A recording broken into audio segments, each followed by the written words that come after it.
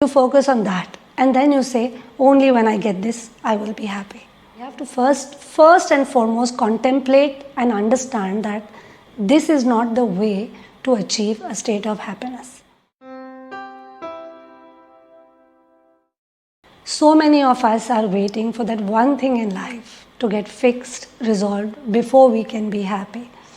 Maybe we are waiting for a good job, we are waiting to get married, we are waiting to have a child, we are waiting for an ideal partner, or we are waiting to overcome some chronic illness, or we are waiting for our partners or our children to change in some way so that we can be happy. And a lot of our time and energy goes in just thinking about this and imagining scenarios of what if we get this, how good it will be, and imagining scenarios of what if we don't get this and how terrible it is going to be for us. And so much time and energy goes in this. And from this, there are only two outcomes that are possible. One, that you don't get what you want. And that would lead to misery and sadness and dissatisfaction, which is obvious. But the other scenario that is possible is you actually get what you want. You land the job you want, you get that promotion, you get that partner whom you're excited about. Now you have to watch very carefully because the trick is here. How long does anything that you achieve or get keep you happy? On contemplation, you will realize that you stay happy for a very, very brief period of time before you look at the next milestone and you start waiting for the next breakthrough, next achievement to become happy. So you take for granted almost what you have got, or you just say, okay, this is nice, this part of life is resolved. Now I'm going to look at another part of life. Maybe my health is not okay, or I'm not as fit, I'm not at my ideal weight, whatever. And then you focus on that. And then you say, only when I get this, I will be happy. Now, it is very, very important to look at the issue here, because the only way we can be happy in this scenario is if we perpetually get what we want, and that also consistently. In no way we are able to rest, pause and enjoy what we have. Also, we are constantly chasing a target. And when you are constantly chasing something, what's going to happen? You're going to get exhausted, you're going to get stressed, and you're not going to feel good. And so, very paradoxically, in chasing happiness, you are always not happy. You are perpetually dissatisfied trying to chase satisfaction. So what do? This is not going to make us happy. We have to first and foremost contemplate and understand that this is not the way to achieve a state of happiness.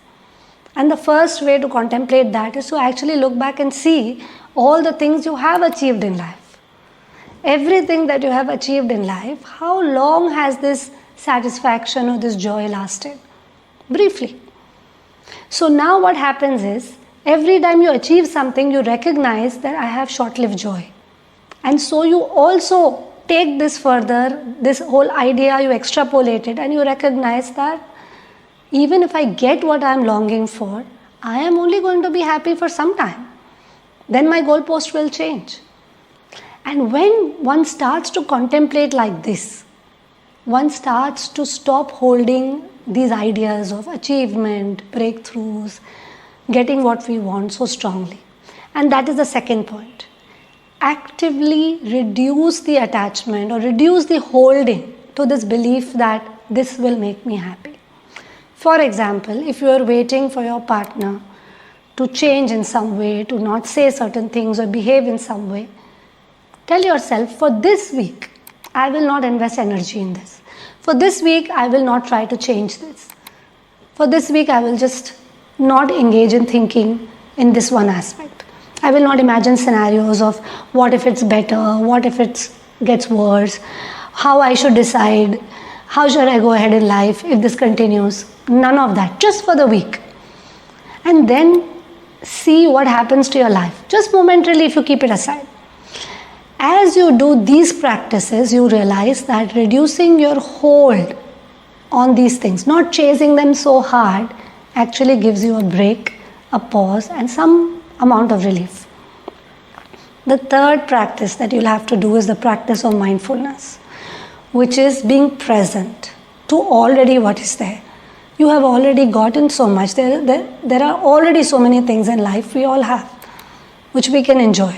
Can we just take a pause, a break, and actually have a good time with the way our life is right now? And the fourth aspect is, and this is an idea which will come. This is not something that you have to believe now, but this is what the sages and the saints who have contemplated and tried to understand their minds continuously say, which is that happiness is not outside us. It is a state of mind that is within us. If we keep chasing something outside us, the chances are we are going to be more miserable and unhappy than happy. So if we at least try to believe that happiness is something within us and try to see if we can connect with that happiness within us a little bit, okay, through meditation, through slowing down, through whatever practices, then we will open up a new way of being where we don't have to chase things in life to be happy. We can just be enough and happy as we are.